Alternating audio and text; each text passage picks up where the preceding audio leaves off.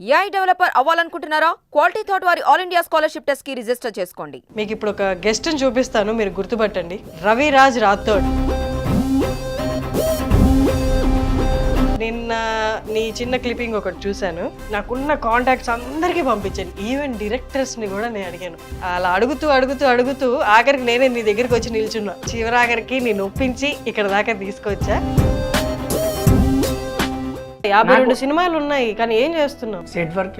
అన్ని సినిమాల తర్వాత నేను ఇంకా యాక్టర్ అయిపోతాను, యాక్టింగ్ అంటే నాకు ఇంట్రెస్ట్ ఉంది కదా అని అలా ఏం అనుకోలేదా నువ్వు? యాక్టింగ్ అంటూ నాకు ఇష్టమే, కాదనట్లేను. కానీ నేను ఆఫీస్ చుట్టూ తిరిగినప్పుడు నాకు ఎందుకు ఇంతగా తిరిగిపిచ్చి అక్కడే చచ్చిపోయింది మనసు. నేను త్రిబుల్ ఆర్ సెట్కి పోయినా, దడేలు అని చెప్పి వీపు మీద 2 సార్లు కొట్టిండు నాకు రాజమౌళి సార్. రే నీ రేంజ్ ఏంది, నువ్వు చేసే పని ఏంది అన్నాడు. మళ్ళీ అప్పటి నుంచి నాకు దత్తకు తీసుకున్నారు. ఎవరు? రాఘవ లారెన్స్. లారెన్స్ గారు దత్త తీసుకున్నారు నిన్ను? తీసుకున్నాను. అమ్మ ఎలా చనిపోయారు? అమ్మ నాన్న బామ్మ ఒకటేసారి కాల్చుకొని చనిపోయారు. అది ఏమైందో తెలియదు. నువ్వు లేవా అప్పుడు జరుగుతున్నప్పుడు? ఇంటికి పోయే వరకు శవం లెక్క ఉన్నారు. అంటే వాళ్ళు అలా తగలబడిపోతుండే, చుట్టుపక్కల వాళ్ళు రావడం. ఎన్నేళ్ళు అయింది తాగడం స్టార్ట్ చేసి? 15 years నుంచి తాగుతూనే ఉండేవాడు. వీరికి తనకున్న ఫ్రెండ్స్ కూడా స్లమ్ అంటే మాస్ అట్లా ఉన్నారనమాట. అందరు అనుకుంటారు తాగుతున్నా అని. కానీ ఎందుకు తాగుతున్నా? ఒక్క నిమిషం తాగకుండా ఉంటే ఏదేదో పురుగులు ఎక్కుతున్నట్టు, కర్ర అని కొడుతున్నట్టు.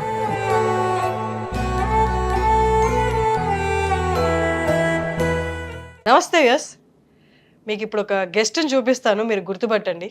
ఇన్ కేస్ మీరు గుర్తుపట్టకపోతే దీని నటించిన పిక్స్ అన్నీ ఒక్కసారి వేస్తాను, మీరు ఆబ్వియస్గా గుర్తుపట్టేస్తారు. రవిరాజ్ రాథోడ్ నాతో ఉన్నారు ఇప్పుడు. హలో, బాగున్నావా? ఏదో అలా ఉన్నావా? రవి, నిన్న నీ చిన్న క్లిప్పింగ్ ఒకటి చూశాను. అప్పటి నుంచి ఇప్పటిదాకా నాకున్న కాంటాక్ట్స్ అందరికీ పంపించాను, ఈవెన్ డైరెక్టర్స్ని కూడా నేను అడిగాను. ఈ అబ్బాయి మీకు తెలుసా, ఇప్పుడు ప్రొడక్షన్ సైడ్ పని చేస్తున్నాడంట. అలా అడుగుతూ ఆఖరికి నేనే నీ దగ్గరికి వచ్చి నిల్చున్నా. అవును, నిజమే. నీ దగ్గరికి వచ్చి నిల్చొని చివరాఖరికి నేను ఒప్పించి ఇక్కడ దాకా తీసుకొచ్చా. ఎందుకంటే నాకు చిన్నప్పుడు చైల్డ్ ఆర్టిస్ట్గా ఉన్న యాక్టర్స్ ఎవరైనా ఉన్నారు అంటే అతి తక్కువ ఫేసులు గుర్తున్నాయి, అందులో బాగా గుర్తున్న ఫేస్ మాత్రం నీదే. అది ఎందుకంటే అంత ఫేమస్, అది ఫేమస్ కాబట్టి ఎవరైనా గుర్తుపడతారు. అవును, దానివల్ల మీరు నాకు గుర్తుపట్టారు. విక్రమార్కుడు అదొక్కటే కాదు, ఇంకా చాలా ఉన్నాయి, కానీ అది ఫేమస్ కాలేదు. ఈ సినిమాలో ఎందుకు అంత రియాక్ట్గా అయిందంటే ఆ సినిమాలో హైలైట్ సీన్ అంటే నాదే. అవును, కాబట్టి రియాక్ట్ అయ్యారు మీరు. గుర్తుపట్టావు నిన్ను. ఏం చేస్తున్నావు రవి ఇప్పుడు? Same set work. Production side work చేస్తున్నావా? వెళ్తున్నావా రెగ్యులర్ గా వర్క్ కి? అంటే ఉన్నప్పుడు పోతా, లేకపోతే లేదు, అంతే. అంటే వర్క్ అంటే మీకు తెలిసిన వాళ్ళ ద్వారా వెళ్తున్నావా, లేకపోతే నార్మల్ గా ఎవరైనా కాంటాక్ట్ అంటే రోజు వారు పిలుస్తారు కదా అట్లా వెళ్తున్నావా? లేదు, తెలిసిన వాళ్ళు ఉన్నారా? అంటే నేను చేసినప్పుడు కొంతమంది పరిచయాలు ఉంటారు కదా, ఎందుకురా ఇట్లా అవుతున్నావు అని చెప్పేసి, ఈ వర్క్కి రారా అని చెప్పేసి పిలిచి తీసుకోపోతారు అనమాట వర్క్కి. ఇట్లా అవుతున్నావు అంటే ఎట్లా అవుతున్నావు అని ఇక చెప్పుకోవాలంటే ఇక చాలా ఉంటాయి. చెప్పరావి? నిజం చెప్పాలంటే సపోర్ట్ లేదు. సపోర్ట్ లేక. ఎలాంటి సపోర్ట్ లేదు? ఇప్పుడు హనుమాన్ సినిమా చేశాడు, ఎవరు? ప్రశాంత్ వర్మ తీశారు. హీరో ఎవరు? అబ్బాయి చైల్డ్ ఆర్టిస్ట్, నాకు జూనియర్ తేజ సజ్జా. కాకపోతే అతనికి కొద్దిగా వాళ్ళ డాడీ తరపున కొద్దిగా ఫాలోయింగ్ ఉంది, ఏదైనా చేయగలుగుతాడు. అంటే సపోజ్ ఎక్కడ పడ్డా కూడా రాయనికి ఉంటారు, కానీ నేను పడ్డా అంటే అక్కడే పక్కనే.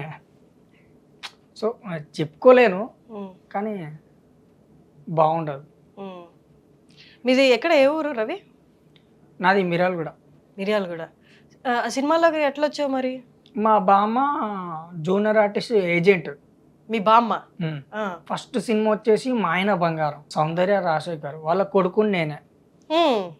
దాని తర్వాత ఇక అట్లా రివ్యూలు అయింది, ఫలానా ఇట్లా హుషారు ఉన్న కొడుకు కావాలి, ఇట్లా క్యారెక్టర్ చేసేటోళ్ళు కావాలంటే సరే నేను వస్తా అని చెప్పేసి అంటే అప్పుడు తీసుకోపోయారు. ఉమ్, నాకు తెలిసిన కాడికించి ఇక లాస్ట్ నా సినిమా ఏది ఎస్ఎంఎస్. ఉమ్. చెప్పాలంటే చాలా సినిమాలు ఉన్నాయి, ఎన్ని సినిమాలు చేసావు మొత్తం? 52. ఉమ్, ఆంధ్ర వాళ్ళ ఖడ్గం, మాస్, జమ్ని, విక్రమార్కుడు, బొమ్మరిల్లు, డాన్, కేడి. బొమ్మరిల్లో ఆ చిన్నపిల్లల్లో. నేనే ఆ, ఆ, చైల్డ్ ఆర్టిస్ట్. ఆ. మళ్ళా శంకర్దాయ్ ఎంబీఎస్. ఇప్పుడు లాస్ట్ ప్రజెంట్ ఎండ్ అంటే ఎస్ఎంఎస్ కూడా పోయినాక ఏది వచ్చిందంటే కృష్ణమ్మ. ఉమ్. కృష్ణమ్మ కలిపింది ఇద్దరినదా? ఓన్లీ కృష్ణమ్మ. సినిమా పేరు కృష్ణమ్మ, సత్యదేవ్ హీరో. ఆహా, ఆ, ఆ, ఆ. అది విజయవాడలో. నేను సెట్ వర్క్ పోయినా. సెట్ వర్క్ పోతే అక్కడ నన్ను అడిగారు, ఉమ్, రే నువ్వు చైల్డ్ ఆర్టిస్ట్ కదా, ఒకటి రాలేదు, ఇది పాత్ర చేయి అన్నారు. ఉమ్, సరే అని చెప్పేసి ఇంటర్వ్యూ అయినా. ఉమ్. అది కూడా వైరల్ అయిపోయింది. ఆ. కాదు రవి, నువ్వు ఇన్ని సినిమాలు చేసావు అంటే నిన్ను సెట్ వర్క్ తీసుకోవడానికి వాళ్ళు మొహమాట పడలేదు. అన్ని సినిమాలు చేసావు కదరా, నువ్వు ఆర్టిస్ట్ కానీ గానే నేను ట్రై తెలియదు కదా వాళ్ళకి నేను ఆర్టిస్ట్ అని. అంటే పెద్దగా అయిపోయినా కదా, తెలియదు. తెలిసిన వాళ్ళన్నా అనలేదా ఆర్టిస్ట్ వైపే ట్రై చేయిపో ఇదొద్దు అని? నాకు గుర్తుపట్టింది ఒకే ఒక ప్రొడ్యూసర్, అది కూడా మన ఎన్టీఆర్ వాళ్ళ ప్రొడ్యూసర్. ఎన్టీఆర్ గారి సినిమా? ఏం సినిమా? ఆంధ్ర వాళ్ళ. ఉమ్, ఆంధ్ర వాళ్ళలో అప్పుడు ఆయన కూడా చెప్పొద్దు పెద్దోళ్ళు. ఆయన పేరు కృష్ణ సార్. ఉమ్, ఆయన పేరు కృష్ణ సారే. సినిమా పేరు కూడా కృష్ణమ్మ. ఉమ్, ఆ సినిమాతో స్టార్ట్ అయింది. నువ్వు నా కాడ ఒక జగలో పనిచేసినావు, నువ్వు నా సినిమాలో నేను ప్రొడ్యూసర్గా చేస్తున్నా, నువ్వు చెయ్యాలి అన్నాడు యాక్టర్గా. యాక్టర్గా. ఉమ్, సరే అని చెప్పేసి నేను కూడా ఓకే సార్ ఆ, చేయగానే ఓకే అని. కానీ ఆ సినిమా ఎటు పోయిందో ఏందో అది తెలియదు. ఉమ్. కొన్ని సినిమాలు అట్లా అయిపోతూ ఉంటాయి. అన్ని సినిమాల తర్వాత నేను ఇంకా యాక్టర్ అయిపోతాను, యాక్టింగ్ అంటే నాకు ఇంట్రెస్ట్ ఉంది కదా అని అలా ఏం అనుకోలేదా నువ్వు?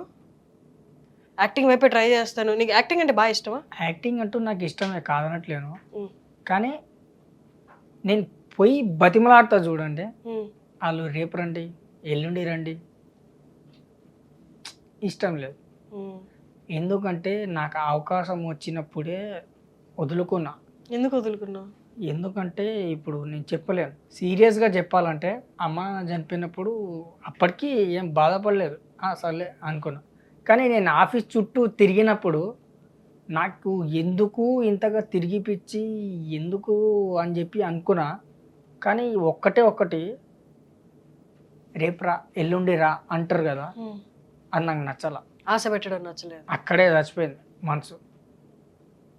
నిజం మేడం, చచ్చిపోయాను నేను. అందుకే ఇక ఇవన్నీ వద్దు, మనకు వర్కౌట్ కాదు అంటే ఏదో ఒకటి బ్లాక్ చేసుకుందాం, ఉమ్. ఉన్నది చేసుకుందాం అని చెప్పేసి నేను ఇక గమ్మునున్నా. ఇప్పుడు సెట్ వర్క్ రోజుకి ఎంత వస్తుంది? రోజు 700. రోజు ఉంటుందా వర్క్? అంటే రోజు ఉండదు. ఉమ్. ఇక అంటే మన ఒపీనియన్, మన ఓపిక ఎంత ఉందో అంతవరకు. కానీ హార్డ్ వర్క్. ఉమ్. మినిమం 175 కేజీలు ఉంటుంది, అది ఎత్తాలి. నా పర్సనాలిటీకి ఆ ప్లాట్ఫామ్కి అసలు సంబంధం లేదు.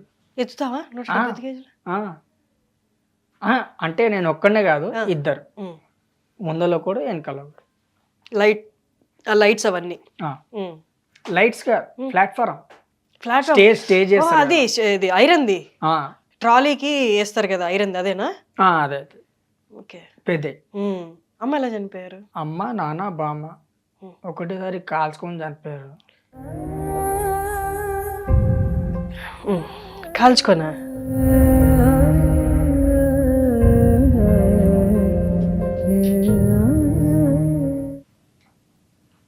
అది ఏమైందో తెలియదు, కోట్లాటలు. అదే నాది లాస్ట్ సినిమా ఎస్ఎంఎస్.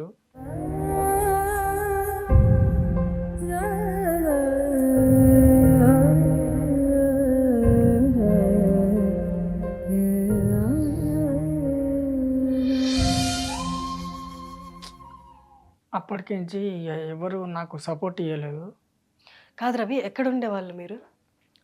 అమ్మ, నాన్న, బామ్మ, నువ్వు ఉండేవాడా? మీ నలుగురు కలిసి ఎక్కడ ఉండేవాళ్ళు? ఎస్ఆర్ నగర్. ఎస్ఆర్ నగర్లో. అక్కడే జరిగిందా ఇది?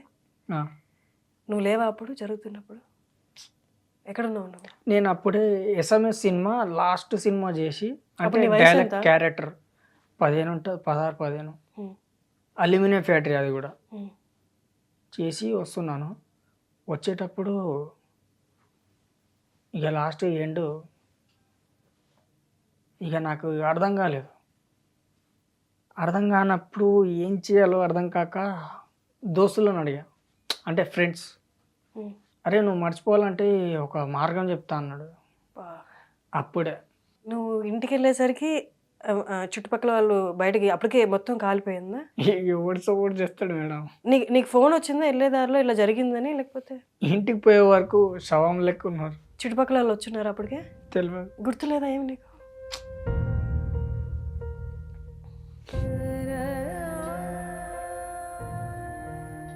అంటే వాళ్ళు అలా తగలబడిపోతుంటే చుట్టుపక్కల వాళ్ళు రావడం, అంబులెన్స్ అవేమీ జరగలేదా?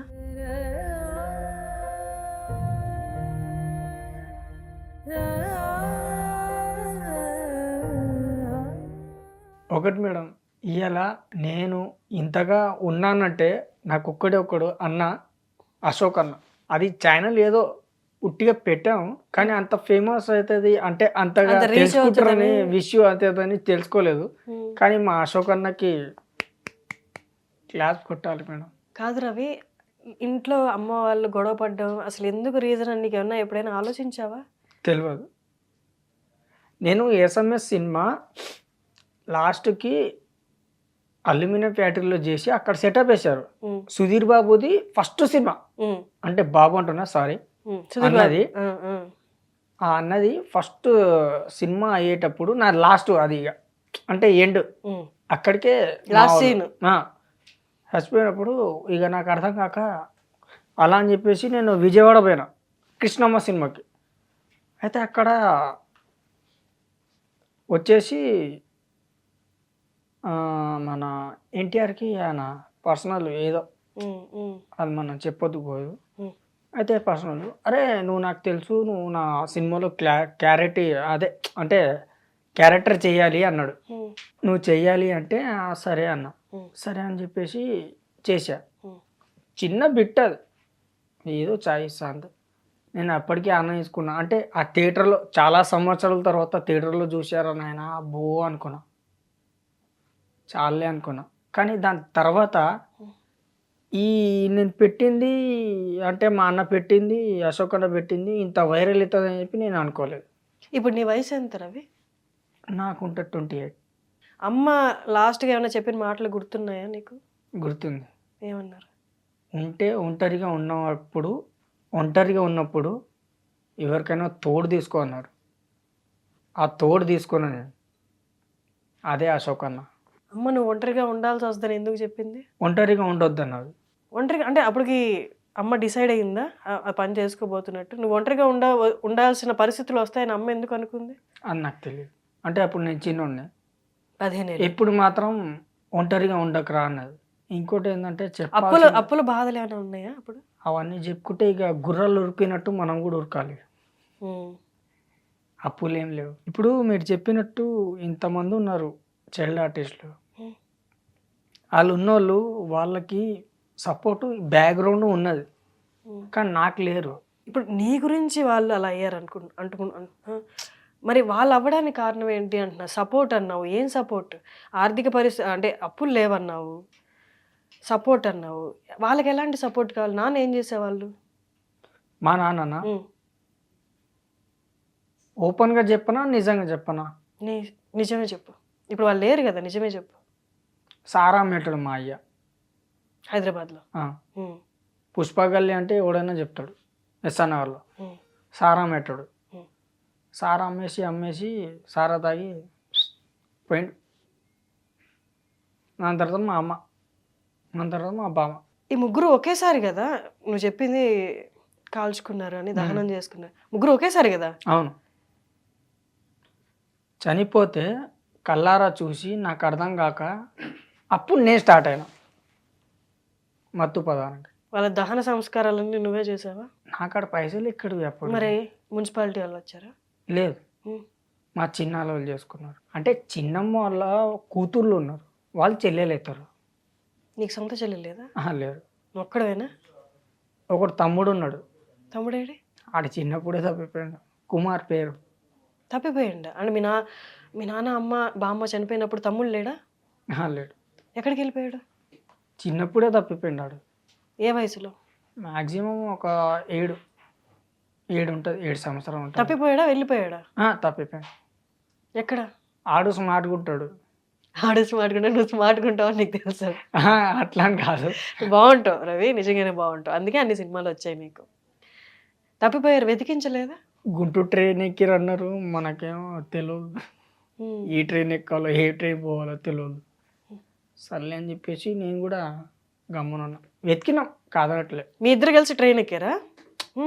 నేను వాడితో పాటు పోలేదు, వాడు ఒక్కడే పోయిండు. ఇంట్లో నుంచి బయలుదేరి ఏదో ట్రైన్ ఎక్కి వెళ్ళిపోయాడు. కొట్టినామని. అమ్మో. కొట్టినామని చెప్పేసి ఆడ ఒక్కడే వెళ్ళిపోయాడు. ఇక ఏం చేయాలో అర్థం కాక దండం బాబు వెళ్ళిపోయాను. ఒకవేళ ఆర్టిస్ట్గా ఇప్పుడు చేస్తావా, లేదా ఒకప్పుడు చేస్తున్నప్పుడు ఏం అవ్వాలనుకొని చేసావు? హీరో అవ్వాలనుకున్నావా? అవసరం లేదు. మరి నాకు ఆల్మోస్ట్గా నచ్చింది నేను చేసిన సినిమాలలో ఒకటి ఇష్టం నాకు. ఏంటది? అన్ని సినిమాల్లో 16 టేకులు ఒక్కటే తీసుకుంది నాకు. అది కూడా హైదరాబాద్ నవాబ్. హైదరాబాద్ నవాబ్ అందులో చేసావా నువ్వు? చోటే చాయ్లా అంటే చాయ్లో మక్కి కలిపేసి ఇచ్చేస్తా. అదొక్కటి. రెండోది ఏంటంటే నాకు రిస్క్గా డైరెక్టర్ బాగా కసి పెట్టి దింపింది క్యారెక్టర్ అంటే ఇదొకటి. విక్రమార్కుడు. బట్టలిపి ముడ్డి కొడితే ఉరికినప్పుడు అదొక రీల్ తీసుకుడు. అబ్బా ఇదొక క్యారెక్టర్ వచ్చిందా అనుకున్నా. మళ్ళా లోపల ఉరికేటప్పుడు అమ్మ ఇలా కొట్టాడు నాకు అనగానే అదొక రీల్.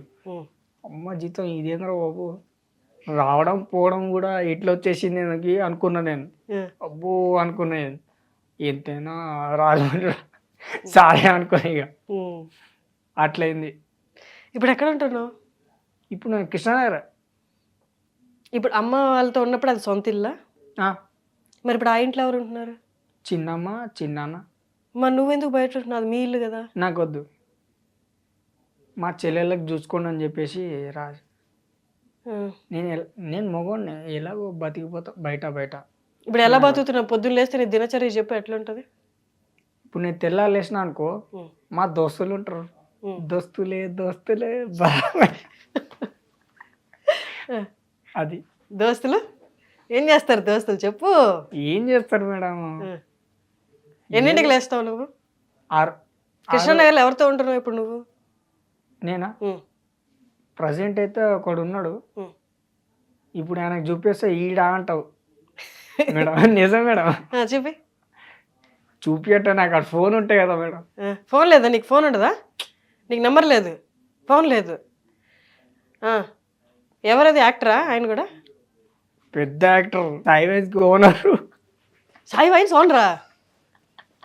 మందు తాగడమే కాదు, మందు షాప్ ఓనర్తోనే ఉంటున్నావా? ఎవరైనా పేరు చెప్పు. దర్శన. చెప్పు. 6ంటికి లేచిన తర్వాత ఏం చేస్తావు? నీ మాటల్లో చెప్పు. ఫస్ట్ నాకాడ ఉంటే మాత్రం తాత, నాకాడ లేకపోతే ఇక దోస్తులకు అడుగుతా.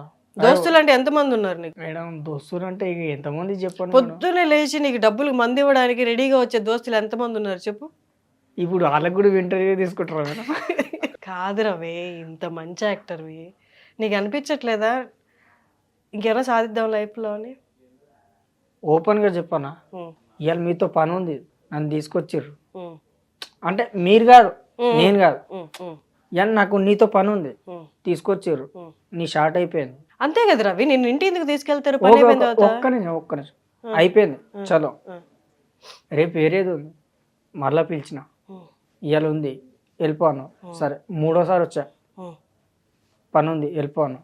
నేను ఒక రిక్వెస్ట్ ఒక్కడు అడిగా, ఫలానా మావాడు ఉన్నాడు తీసుకోండి సార్ అంటే, రేపు చూద్దాం ఎల్లుండి చూద్దాం.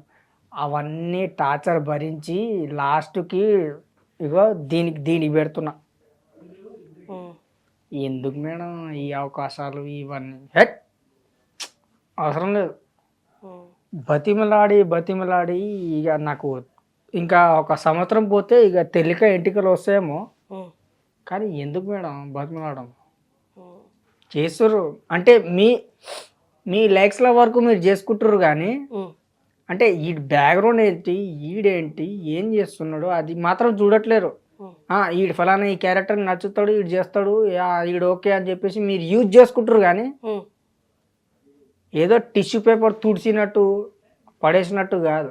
ఉమ్. ఆ టిష్యూ పేపర్ ఏడు దాకా యూజ్ అవుతుందో అది చూసుకోండి, అది నేను చెప్పేది. ఇప్పుడు సినిమాలో ఆ పాత్ర ఎంతవరకు ఉంటుందో అంతవరకే నేను కాస్ట్ చేసుకొని అన్ని రోజులకే నీకు డబ్బులు ఇవ్వగలరు. అవును, మళ్ళీ ప్రతిసారి ఆ సినిమా మళ్ళీ రావాలి, అప్పుడు నీకు అవకాశం రావాలి, అలాంటి క్యారెక్టర్ నీకు ఇచ్చేది ఉండాలి కదా. ఇప్పుడు ఒక సినిమాలో ఇచ్చే రెండో సినిమాకి పట్టించుకోలేదంటే అది కూడా మన సైడ్ నుంచి న్యాయం కాదు కదా. ఓకే, నీకు అవసరం ఉన్నప్పుడు నా గురించి ఇంతవరకు వెతికినావు కదా, ఉమ్. మరి నెక్స్ట్ వరకు నాకు కూడా అవసరం ఉన్నప్పుడు నేను నీ గురించి వెతుకుతున్నాను, మరి నువ్వు నాకెందుకు దొరకట్లేవు? నీకేం అవసరం ఉంది నాతో చెప్పు. నాతో కాదులే, అదే సినిమాతోనే నువ్వు అర్థమైంది చెప్పేది, నాకు అర్థమైందిలే. నేనంటే నేను కాదు, అర్థమైంది. తర్వాత సినిమా అయిపోయిన తర్వాత నీకు నాతో అవసరం ఉంటుంది అంటే సినిమా ఒక ఛాన్స్కో ఇంక దేనికో నువ్వు వచ్చి వెళ్ళి అడిగితే ఏమన్నారు అప్పుడు? చూసా, వెతికా, సార్ ఫలానా ఏదన్నా ఛాన్స్ ఉంటుంది, అరే నువ్వా అంటే అదే చెప్తుర్రే కానీ అమ్మ ఏం చెప్పట్లేరు. రేపురా ఎల్లుండిరా అన్నారు, సరే ఓకే. తర్వాత వస్తే కూడా డైరెక్ట్గా ఇంకోటి సెలెక్ట్ అయిపోయినావు సారీ అన్న. సరే ఇవన్నీ పక్కన పెట్టేసి అదే చెప్తున్నావు, నీకేం కావాలి చెప్పు ఇప్పుడు లైఫ్లో? నా లైఫ్లో ఒక్కటే, నేను కాకపోయినా వేరేటోడు ఛాన్స్ గురించి వెతుకుతుండే కదా, ఏదో ఒక ఛాన్స్ ఇవ్వండి. నాకొద్దు, నా వరకు నేను చెప్పుకోనికి ఇంత ఉంది హిస్టరీ. కానీ అది ఉపయోగించుకోవట్లేదు కదా. 52 సినిమాలు ఉన్నాయి కానీ ఏం చేస్తున్నావు? వద్దు మేడం, చాలు, ఇంతవరకు బాధపడింది చాలు. కానీ ఇంతవరకు కొత్త వాళ్ళు వస్తున్నారు చూడండి, వాళ్ళకి మాత్రం ఛాన్స్ ఇవ్వకుండా మాత్రం బయటకు పంపించద్దు ప్లీజ్. పక్కా ఇది నేను బాధపడ్డా కాదంటలే, కానీ వాళ్ళకు కూడా తెలవాలి. ఎందుకంటే ఈ ఇంటర్వ్యూ అయినా చూసినందుకైనా వాళ్ళు ఇంకోసారైనా అడగకుండా వాళ్ళ జీవితానికి వాళ్ళు ఏదైనా వాళ్ళ పొలం ఏదైనా ఉంటే అది చేసుకోవాలని, కానీ ఇండస్ట్రీకి మాత్రం వద్దు, అలాంటివి వద్దు, బాధపడద్దు, వద్దా. ఆ ఇల్లు నింది అది పిన్ని బాబాయ్ వాళ్ళకి ఇచ్చేసా. ఇంకేం లేదా? లేదు. బామ్మ లాస్ట్ చెప్పిన మాటలు గుర్తున్నాయా? గుర్తుంది. ఏమంది? ఎప్పుడైనా అన్నం పెట్టినోనికి సున్నం పెట్టకు అన్నదరా. అన్నదరా అంటున్నా, ఏమంటారు అన్నింది మీ నాన్న బామ్మ. ఆ చున్నంకి ఏముంది అన్నంకి ఏముంది అంటే చెప్పింది, ఏదైనా ఉంటే ఫేస్ టు ఫేస్ మాట్లాడు, లేకపోతే పనుకో అని. సరే అని చెప్పేసి నేనేం చేసిన అనుకున్నారు, అదే మాట మీదకి కడగం సినిమాకి పోయినా నేను. కడగం సినిమాకి మే మే ఇండియన్స్ అని పాట ఉంటుంది కదా, నాకు తెలియదు ఇంత ఫేమస్ అవుతుంది, ఒరే బాబు అనుకున్నా. సరే అన్న అంటే అప్పుడు చిన్నోను కదా, నాకు తెలియదు, తెలియదు. అదే సరే అని చెప్పేసి తీసుకొని వచ్చిన. అంటే మా బామ్మ రాగానే, అరే చాలా బాగా చేసేవరా అన్న. ఏం చేసేది అన్న, అరే చాలా బాగా డైలాగులు అది ఇది ఇచ్చేవరా. నేనే డైలాగ్ చెప్పానే అది అది అంటే, అరే చాలా బాగుందిరా నువ్వు ఇచ్చిన ఎక్స్పీరియన్స్ అన్నది. అంటే ఏమంటే, ఒక హిందూ ముస్లిము మధ్యలో నువ్వు బ్రాహ్మిన్స్గా ఉన్నావురా, అంటే బ్రాహ్మిన్స్గా ఉన్నావురా, వాళ్ళిద్దరి మధ్యలో ఉన్నావు అంటే చాలా గొప్పవి రాను అన్నది. మనకు అప్పుడు తెలియదు, చిన్నోడిని తెలియదు. సరే అని చెప్పేసి నేను కూడా సరే సరే తలకాయ ఉప్పేసా అన్న. చెప్పగానే చాక్లెట్ ఇచ్చింది, తినేసి వెళ్ళిపోయినా. దాని తర్వాత నెక్స్ట్ ఏది మాస్. మమ్మల్ని అందరూ అనాథ అనాథ అంటే ఎవరు అంటారు అంటే, అనాథ అంటే దేవుడి పిల్లలని చెప్పి ముద్ద పెట్టింది. నీ అమ్మ చెప్పు అది నిజమైంది.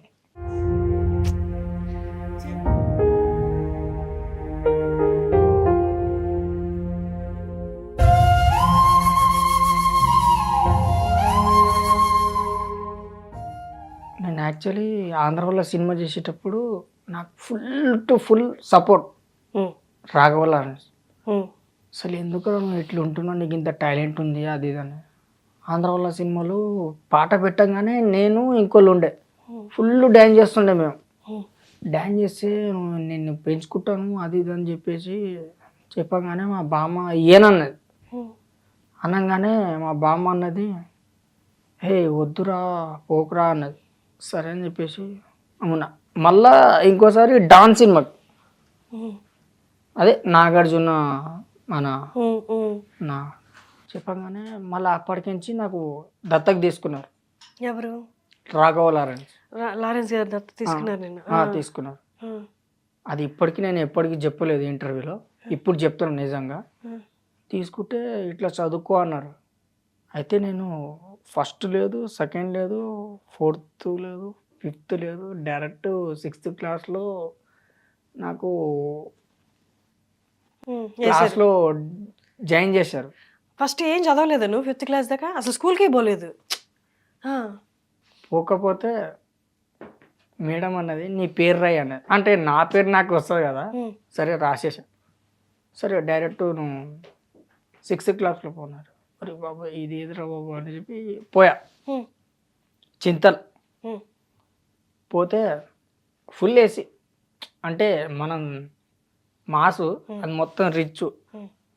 అయితే పోతే ఇది ఏంద్రా నాయనా అని చెప్పి మనం మ్యాథ్స్ అది మొత్తం రిచ్, ఇది ఏంద్రా నాయనా అంటే టాయిలెట్ పోతున్నా కూడా ఏసీ కొడుతుంది, ఈ ఏట్రా నాయనా ఇది చల్లగదను నాకు అర్థం కాలేదు. అంటే సరే పోయినా.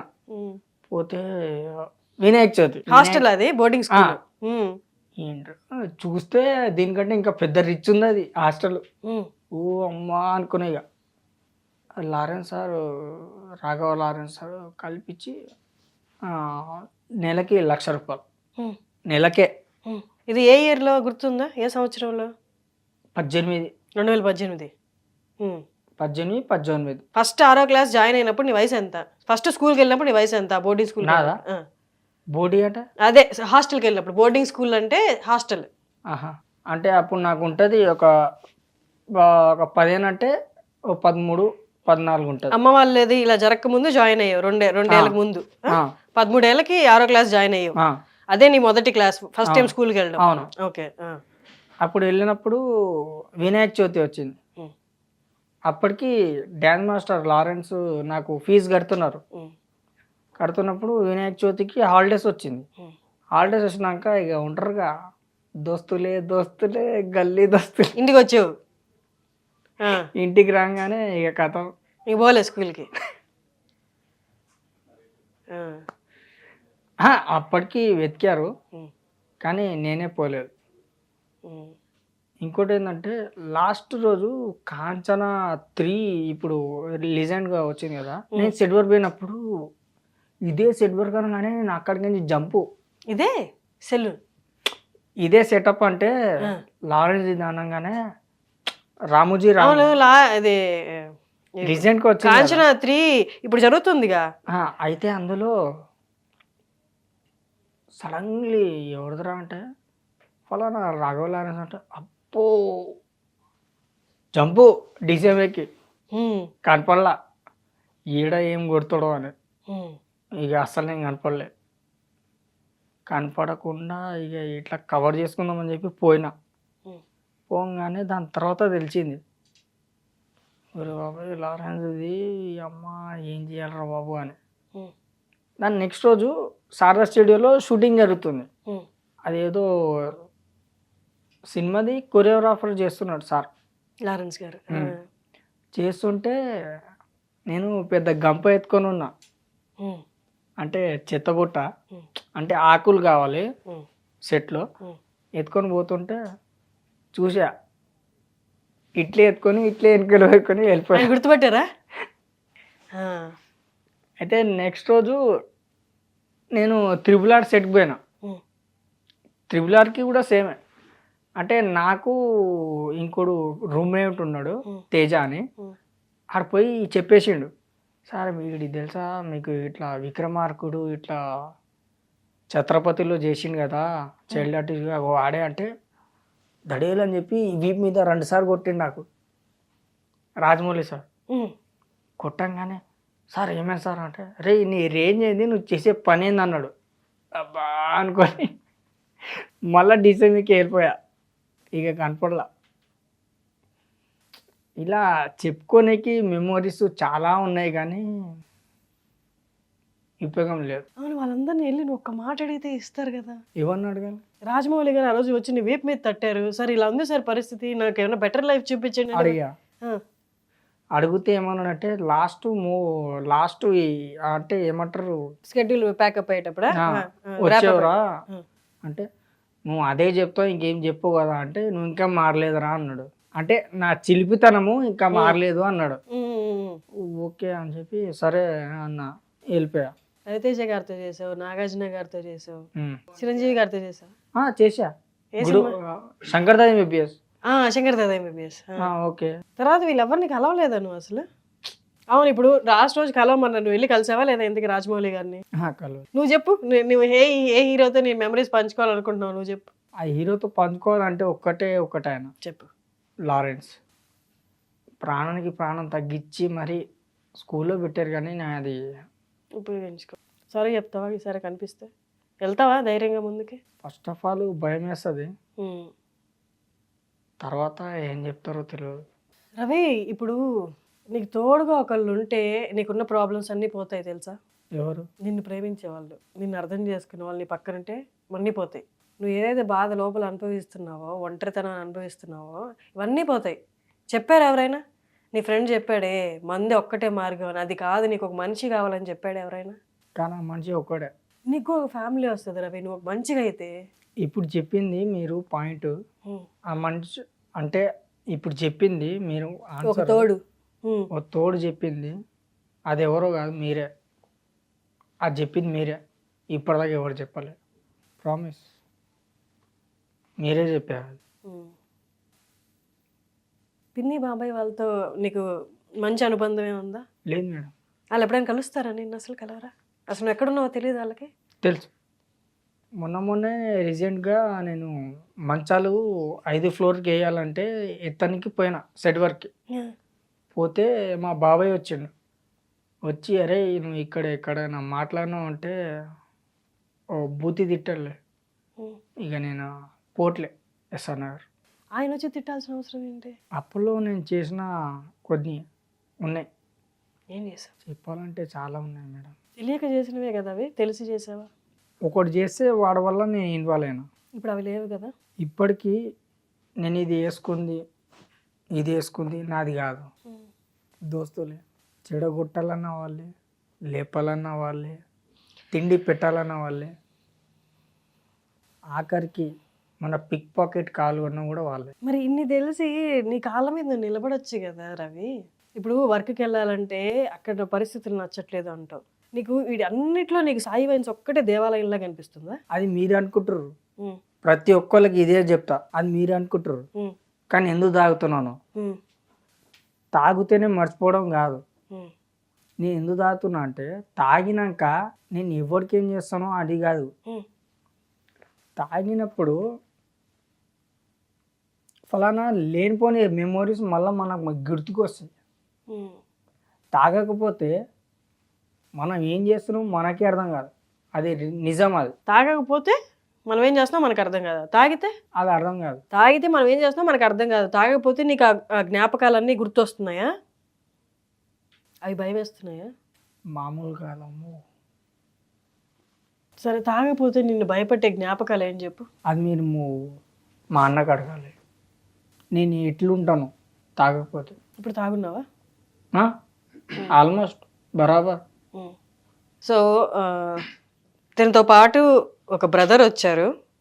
రవి తను బ్రదర్గా భావిస్తారనమాట. కొన్ని కారణాలు అయితే ఆయన కెమెరా ముందుకు రావట్లేదు, బట్ ఎప్పుడు తనతో ఉంటారనమాట. మ్యాక్సిమం టైం తను చెప్తారు దాని గురించి. మీరు చెప్పండి, ఇప్పుడు ఈ పరిస్థితికి కారణం ఏంటి? అంటే వాళ్ళ అమ్మ నాన్న బామ్మని కల్లారా అట్లా చూడడం వల్ల అప్పటి నుంచి మొదలైన భయమేనా? ఆ భయాన్ని మర్చిపోవడానికే తాగుతున్నాడా? లేదండి, వాడు వాళ్ళ అమ్మ నాన్న చనిపోయాను కాదు, వాళ్ళ మమ్మీ డాడీ చనిపోయిన తర్వాత వాళ్ళ నాన్న బాబాయ్ పిన్ని వీని వెళ్ళగొట్టారు ఇంటి నుంచి. ఎందుకు? అంటే వాళ్ళకి ఫస్ట్ వీళ్ళ మమ్మీ డాడీ సొంత మమ్మీ డాడీ కాదు, వీళ్ళ మా నాన్నమ్మ పెంచుకున్నారు అని తీసుకొచ్చి. వీళ్ళ అమ్మ నాన్న ఆమె ఉన్నంతసేపు వీడు ఒక రాజు అనమాట వాళ్ళకి. ఉమ్, అంటే ఇంట్లో ఇతనే ఒక మంచి అది. ఉమ్. వాళ్ళు చనిపోయిన తర్వాత వాళ్ళ పిన్ని బాబాయ్ వీళ్ళందరూ వీని మనవాడు కాదని పంపించేశారు. పంపించేశారు. అసలు తిన ఒరిజినల్ పేరెంట్స్ ఉన్నారు అనుకుంటా. ఉన్నారా ఏంటి రియల్ మదర్ ఫాదర్ ఉన్నారు కానీ ఇప్పుడు లేరు. ఇప్పుడు లేరు. అంటే విలేజ్ లో ఉండే ఇప్పుడు లేరు. ఇక్కడ తీసుకొచ్చుకుంది వీళ్ళ వేరే. వీళ్ళ ముగ్గురు ఒకటేసారి ఇలా చనిపోవడం అనేది ఎందుకు? ముగ్గురు ఒకసారి చనిపోలే. వాళ్ళ డాడీ ఫస్ట్, తర్వాత బావ. ముగ్గురు కాల్చుకొని ముగ్గురు అట్లా చనిపోయారు. ముగ్గురు కాల్చుకొని ఎలాగా? అది ఉంటాయి కదా బ్లాక్ మ్యాజిక్ ఏదో ఉంటాయి కదా అక్కడ. అంటే చాలా మంది ఇక్కడ ఏంటంటే వీళ్ళు బాగా సంపాదిస్తుండే వీళ్ళ సారా ఏమంటున్నారంటే ఇల్లీగల్ గానే బాగా సంపాదిస్తున్నట్టే. వాళ్ళ బామ్మ చైల్డ్ అదే ఆర్టిస్ట్ కోఆర్డినేటర్ కాబట్టి ఎంతో కొంత కమిషన్స్ వస్తూనే ఉంటాయి. వాళ్ళ మదర్ హౌస్ వైఫా? House wife. మరి అంటే ఆర్థికంగా కూడా మరి అంటే పక్కన వాళ్ళు ఉంటారు కదా పడన వాళ్ళు. కొంచెం అతను కొంచెం మంచి పేరున్న పర్సన్ అనమాట. ఆయన ఇంట్లోనే కాల్చుకొని చనిపోయారు. ఆ ఇంట్లోనే వీళ్ళు ముగ్గురు ఉన్నారు మళ్ళీ. ఆ తర్వాత వీళ్ళ అమ్మ కాల్చుకొని చనిపోయారా? మమ్మీ ఇంకా అమ్మ ఇద్దరు ఒకేసారి. వీళ్ళిద్దరు ఒకేసారి. అది నాకు తెలిసి బ్లాక్ మ్యాజిక్ అనుకుంటున్నాను. ఎప్పుడైతే కాల్చుకోవడం చనిపోయారో మా చిన్నమ్మ అప్పటి నుంచి చాలా డిఫరెంట్ అయిపోయాను. ప్లస్ మా నాన్న అంటే ఫుల్ మాస్. అంటే మొత్తానికి చెప్పాలంటే ఇప్పుడు ప్రభాస్ మూవీ డమ్ డమ్ బోర్రు మజా మస్తు మజా అన్నట్టు మొత్తం దులిపెట్టు. సెకండ్ దులిపెట్టు మాదే. పుష్ప గల్లీ అంటే ఎవడైనా చెప్తాడే సన్నాలు. ఎంత సంపాదించేవాడు రోజుకి అప్పుడు నువ్వు? అంటే ఇప్పుడు ఇల్లు కట్టింది అదే ఆ పేరు మీద. నీ డబ్బులతోనే ఇల్లు కట్టారు నువ్వు సంపాదించిన దాంతో? చైల్డ్ ఆర్టిస్ట్ గా వెళ్ళి అవును. ఎంత తీసుకునేవాళ్ళు గుర్తుందా? 1000 అప్పట్లోనే 1000 రూపాయలు ఇచ్చేటోళ్ళు. నెలంతా ఉండేదా షూటింగ్ అప్పుడు? నాకు ఎక్కువ బడ్జెట్ వచ్చిందంటే ఆంధ్ర వాళ్ళకి మినిమం లేదన్నా ఒక 4 నెలలు. ఫస్ట్ పోగానే చైల్డ్ ఆర్టిస్ట్ రవి అనకుండా లంబాడి రవి అనేటోళ్ళు. అరే అమ్మ జీతం అనుకునేట్టు నేను. లంబాడి రవి అనే వల్ల అనగానే ఈయనే ఉన్నా అని చెప్పి చేయి లేపుకొని పోతాడు. నైరే నైరే పాట పెట్టంగానే నేను ఇంకో ప్రీతి అని ఒక అమ్మాయి ఉండేది. ఇక మేము డ్యాన్స్ చేసేది. డ్యాన్స్ చేయగానే అప్పుడే లారెన్స్ సార్ నాకు పరిచయం. ఈ సాంగ్ ఉంటుంది చూడు, ఈ స్టెప్, ఆ స్టెప్ మాదే.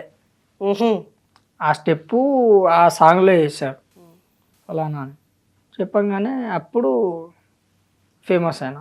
ఎవరినైనా ఇష్టపడ్డావా రవి? నిజం చెప్పానా అబద్ధం చెప్పాను? నిజం చెప్పు. నిజం చెప్పాలంటే ప్రీతి అని ఒక అమ్మాయికి ప్రేమించాను. ఆ ప్రీతియేనా? ఆంధ్ర వాళ్ళ ప్రీతియా? ఆ ప్రీతిగా ఇప్పుడే ప్రీతి అని చెప్పావు. ఆమె పేరు కూడా ప్రీతియే, ఈమె కూడా ప్రీతియే. కానీ ఆమె ఇక్కడ లేదు, యుఎస్లో ఉంది. అంత రిచ్చే మనమే దిగిపోయారు. ఇద్దరు ప్రేమించుకున్నారా? లేదు, నువ్వు ఒక్కడే ప్రేమించు. One side. చెప్పావా అమ్మాయికి? చెప్పలేదు, కానీ జస్ట్ సెకండ్ ఇచ్చావా? అంతే. భయం వేసిందా చెప్పడానికి? పెళ్లి అంత పెద్దవాళ్ళకి డైలాగ్ చెప్పినా కానీ ఆమెకు చెప్పడానికి భయం వేసేది. నిజం మేడం. ఏ వయసులో? అప్పుడు నాకు 13 ఉంటుంది. నువ్వు ఏ ఇయర్లో పుట్టావు నీకు గుర్తుందా అసలు? 96. 96లో పుట్టావు. 96లో పుడితే ఇప్పుడు వయసు ఎంత దీనికి? 28. ఏంటన్నా? లేదన్నా.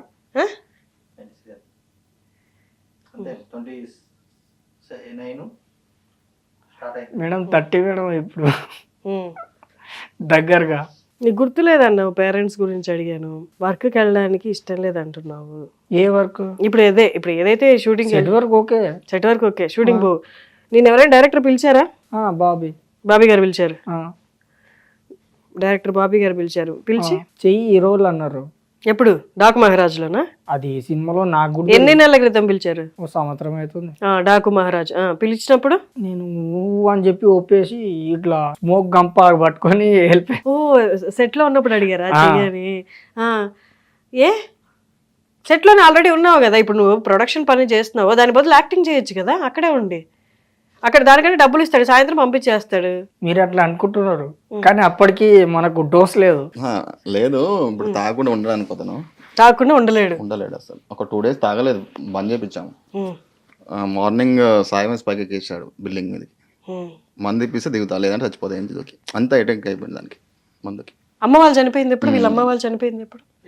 7-8 years 8 years అవుతుంది. అక్కడ నుంచి ఎక్కువ అయిపోయింది.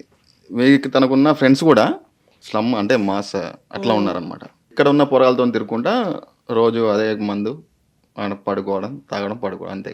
తిరిగి మానేయాలని ఉందా? చెయ్యాడు, చేసి చచ్చిపోతాడు. ఒక 2 రోజులు బంద్ చేయించినాం మేము. 3వ రోజు ఎక్కిండిగా బిల్డింగ్ ఎక్కేసిన పైకి. అది మెట్లు లేకుండా మెట్లు లేకుండా వాల్స్ పట్టుకుని ఎక్కేసావు పైకి? ఎక్కేసి పిచ్చి కాదు అసలు చూడు ఎంత ప్రౌడ్ గా చెప్పుకుంటున్నాడా. గుర్తుంది నాకు, గుర్తుంది. వాడు చాలా సినిమాలు వచ్చాయి, ఆఫర్స్ వచ్చాయి. మేడం నిజంగా గుర్తుంది. సామి వేసడం అని అట్లా బాదుకుంటూ ఉంటున్నా. చెయ్యి తీస్తే చచ్చిపోతావు, చెయ్యి తీస్తే చచ్చిపోతావు అంటే అబ్బా అని చెప్పేసి ఈ చెయ్యి పట్టుకోకుండా అట్లే గట్టిగా పట్టుకొని ఉన్నా.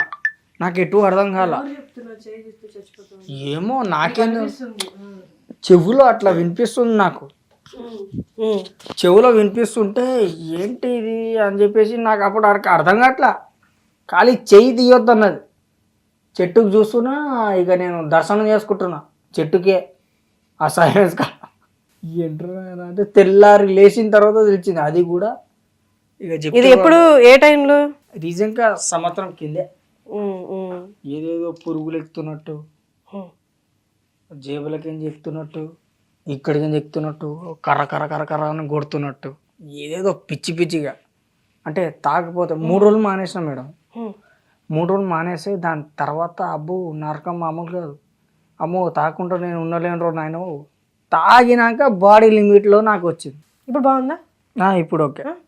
అన్నతోనే ఉంటావా ఇంకా? అన్నతోట నువ్వు ఇంకొంచెం తగ్గించిన తర్వాత నువ్వు మొట్టమొదట చేయాల్సిందే, నువ్వు వెళ్ళి లారెన్స్ గారిని కలు. నిన్నట్టే ఇప్పుడు స్కూల్కి పంపించలేరు కాబట్టి నువ్వు వెళ్ళి ఫస్ట్ పోయినాక నన్ను కొడతాడు మేడం. కొట్టించుకో, పర్లేదు కొట్టించుకో. ఆయన మంచి ఆయన కదా, నీకు ఒకప్పుడు హెల్ప్ చేయి, నీ లైఫ్ని ఒక దారిలో పెట్టాలనుకున్నాను కదా, నువ్వు వెళ్ళి కలువు. నీ లైఫ్ నిజంగా అక్కడి నుంచి ఇంకా మారిపోతుంది. ఫస్ట్ ఆఫ్ ఆల్ నువ్వు ఎందుకు ఉరికిపోయినావు అని చెప్పేసి నన్ను కొడతాడు మేడం. అవును, ఆ వయసులో ఎవరైనా వెళ్తారులే, క్లారిటీ ఉండదు. ఆయన అంత మెచ్యూర్డ్, నిన్నేం కొడతాడు, నువ్వు చచ్చిపోయేదాకా నేను కొట్టాడు, అలా 2 దెబ్బలు వేసినా ఇంక నుంచి నువ్వు బాగుండేలా చెప్తాడు ఆయన. నిన్ను ఆ వయసులోనే నీ మంచి కోరుకున్న ఆయన ఇప్పుడు ఈ పరిస్థితిలో చూసి ఎవరు లేరు అని నువ్వు ఫీల్ అవుతున్నప్పుడు నేను ఎందుకు దగ్గరికి తీసుకోడు? నీలాంటి ఎన్నో వేల మందిని ఆయన దగ్గరకు తీసుకుంటున్నాడు కదా, వాళ్ళందరికీ ఆయన అమ్మా నాన్న అయ్యాడు కదా. నువ్వు కలుస్తావు మరి? కలుస్తా అంటే ఫస్ట్ ఆఫ్ ఆల్ చూడంగానే నా గుండె మాత్రం ఆగదు. మా అమ్మని చూసినప్పుడు కూడా బతికి వచ్చినా కూడా చూస్తానో లేదో తెలియదు, కానీ ఆయన నాకు అంత మంచిగా చూసుకున్నాడు. ఫస్ట్ అన్న స్నేహం వదులుకో. 2 లారెన్స్ గారిని నువ్వు ఖచ్చితంగా కలువు, సరేనా? Okay, thanks ma'am. Thank you. నేను వెనకబడి రోడ్డు మీద నిన్ను ఇక్కడ దాకా లాక్కొచ్చినందుకు వచ్చావు, కానీ నువ్వు బాగుపడితే నాకు చాలా హ్యాపీగా ఉంటుంది. నేను నిజంగా నువ్వు బాగుపడితే నేను వచ్చి చూడాలనుకుంటున్నాను నిన్ను. Thank you so much. Suman టీవీలో మీ పర్సనల్ అండ్ బిజినెస్ ప్రమోషన్స్ కోసం కింది నెంబర్కి కాంటాక్ట్ చేయండి.